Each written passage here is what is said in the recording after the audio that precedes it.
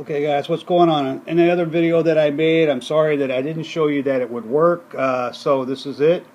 Once you get everything set up, I'm going to kind of hold my quad down. Here is the switch right here. Let's try to get this thing in the picture. It's right here.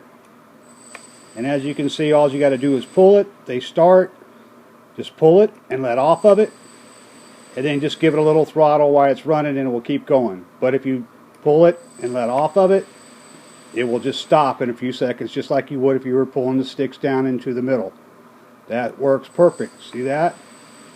Hope that's coming out good. Alright, there you go. Sorry I didn't put that in the last video.